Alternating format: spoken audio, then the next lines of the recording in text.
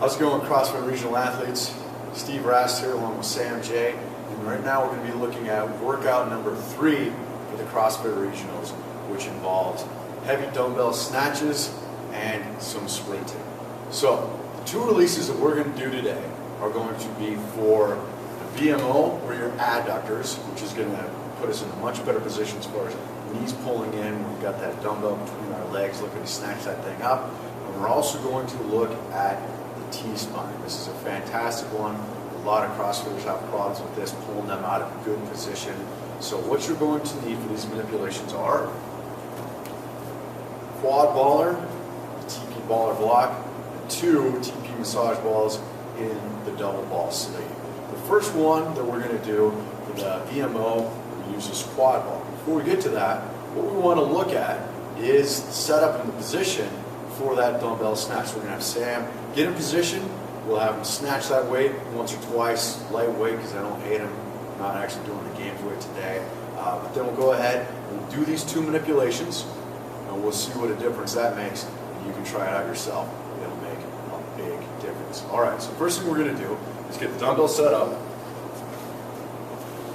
All right, so we're just going to watch. Sam's going to go ahead and snatch this with his left arm. All right. Good, all right. Now let's do one where you go ahead and get all the way under that. Let's say it's that 100-pound dumbbell, and you got to get all the way underneath that. All right. Not bad. Okay, good stuff. Let's go ahead and get that dumbbell out of the way. All right. Well, what we're going to do with the VMO, we're looking for that sweet spot. It's different from person to person. You know, some people say 6 inches up above the knee joint, but it's about the most tender spot that you can handle on the inside of that knee right there.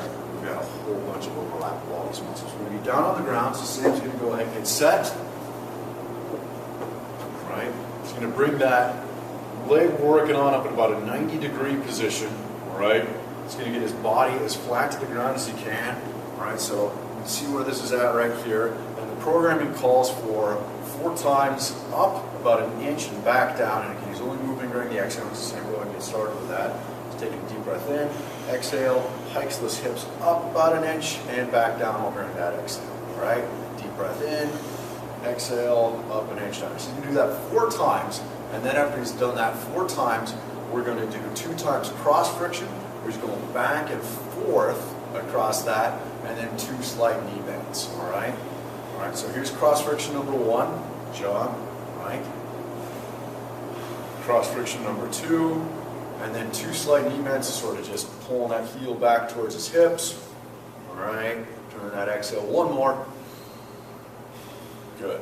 Now, what we do from there, if we were going in further progressions, is then we would get a little bit more external rotation of that knee, sort of internally rotating the hip right there. And we do the whole thing up 1 inch, down 1 inch 4 times, cross friction knee bends, up about another 10 degrees, and just sort of keep working it from there.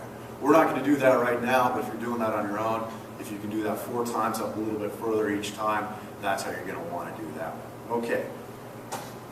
Next up, what we're going to do is we're going to release the T-spine. All right. This is a big problem for a lot of CrossFitters as far as rounding the back, being out of position. Any of the squats, back squat, front squat, overhead squat, anybody who's got rounding the back, you feel it levering right there. You release your T-spine with this, you're going to feel absolutely fantastic. So the placement of the double ball is going to be right in that mid-back, thoracic spine, boom, right about there is where we want it.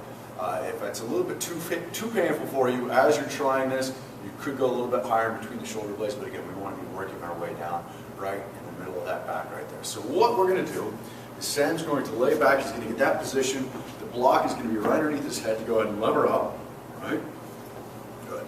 And again, we're only moving while exhaling, so what you want to do is position your heels nice and close to your hips, all right? So the first time you're going to take a deep breath in, exhale, pop his hips up, good, all right? Getting his body weight settled on there. Still got his arms on the ground, taking a little bit of pressure off. Next time he breathes, arms are going to go straight up in the air. Good.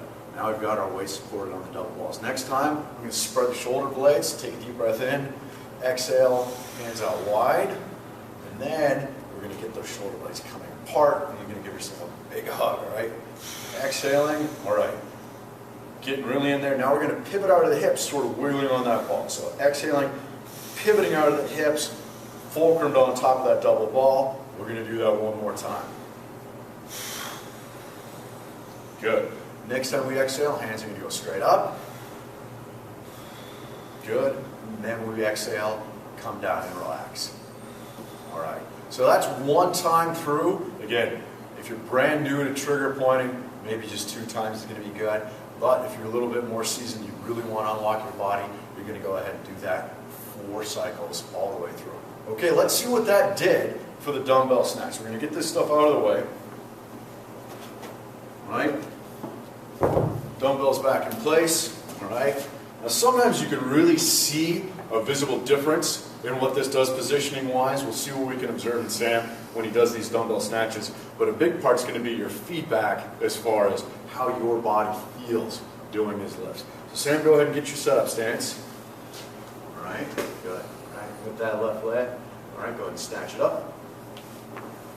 Good. All right, go ahead and do one more and get all the way underneath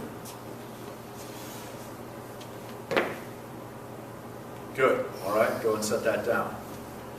Watching between the first set of snatches and the second set of snatches, you can definitely see he's a lot more stable underneath that weight. All right, big difference because that left knee wasn't pulling in as much once we got that BMO release, and his upper body was, torso was just in a much better position to be able to handle load overhead, especially when it's just one. So if you're snatching heavy weight and you got to get underneath it, you can't power snatch that 100-pound dumbbell, you're definitely going to want to do these manipulations. It's going to make this workout much more doable, a lot easier to get through. All right, good luck with workout 3.